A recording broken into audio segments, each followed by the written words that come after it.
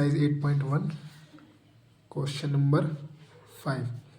क्या कहता है क्वेश्चन, यदि सेक थीटा 13/12 है तो अन्य सभी त्रिकोणमितीय अनुपात परिकलित कीजिए।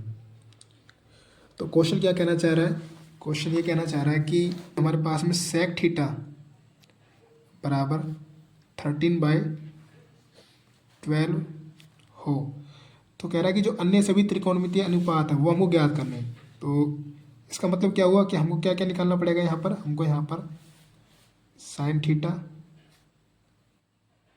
Cos theta, tan theta, cot theta और कोसेक थीटा, इन सब का मान निकालना पड़ेगा। तो कैसे निकालेंगे हमने क्या पढ़ा हुआ है, हमने पढ़ रखा है लाल बटे कक्का, और हमें ये भी पता है ये साइन थीटा होता है, ये कोस थीटा होता है और ये टेन थीटा होता है। और इस कोस का जो उल्टा होता है हमको पता है ये बात कि सेक थीटा क्या होता है, वो 1/कोस थीटा होता है। मतलब सेक क्या होता है, कोस का उल्टा होता है। तो इसका मतलब क्या हुआ कि सेक थीटा किसके बराबर हो जाएगा, वो कोस थीटा अगर आधार बटे कर्ण है तो सेक थीटा क्या हो जाएगा, कर्ण बटे आधार। तो इसका मतलब क्या हुआ, इसका मतलब ये हुआ कि यहाँ पर जो 13/12 दे रखा है ये किसके बराबर होगा, ये बराबर होगा कर्ण बटे आधार के। तो अब हम यहाँ पर क्या करेंगे, पाइथागोरस प्रमेय का इस्तेमाल करेंगे।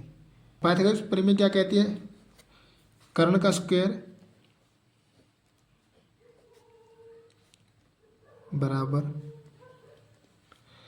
आधार का स्क्वायर प्लस में लंब का स्क्वायर। तो कर्ण हमारे पास में है कितनी है, 13 है, तो 13 का स्क्वायर, और आधार कितना हमारे पास में यहाँ पर 12, यानी कि 12 का स्क्वायर प्लस लंब का स्क्वायर। 13 का स्क्वायर कितना होता है 169, 12 का स्क्वायर कितना होता है 144 प्लस लंब का स्क्वायर, और यहाँ ये प्लस है क्या हो जाएगा माइनस, तो 169 माइनस 144 और ये लंब का स्क्वायर। 169 में से 144 घटाएंगे तो कितना आएगा बेटा 25, इधर ये लंब का स्क्वायर, और यहाँ स्क्वायर तो इधर क्या हो जाएगा रूट। तो लंब की वैल्यू क्या हो जाएगी हमारे पास में √25, और 25 का रूट क्या होता है, ये होता है बेटा 5। तो यानी कि लंब की वैल्यू कितनी आ गई 5 सेंटीमीटर। लंब आ गया हमारे पास में 5 सेंटीमीटर। अब देखो बेटा हम क्या निकाला था, sine theta, cos theta, tan theta, cot theta और कोसेक थीटा। तो हमें पता है यहाँ से साइन थीटा क्या होता है, लंब बटे कर्ण होता है। तो साइन थीटा लंब बटे कर्ण, तो लंब क्या हमारे पास में अभी निकाला हमने 5, और कर्ण क्या बेटा हमारे पास में यहाँ से 13। तो साइन थीटा की वैल्यू आ गई 5/13। और हमें ये भी तो पता है बेटा कि जो कोसेक थीटा बेटा जो होता है वो क्या होता है, वो 1/साइन थीटा होता है।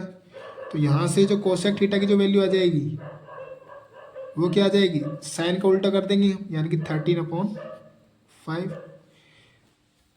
इसके साथ में ही कोस थीटा, कोस थीटा क्या होता है बेटा आधार बटे कर्ण।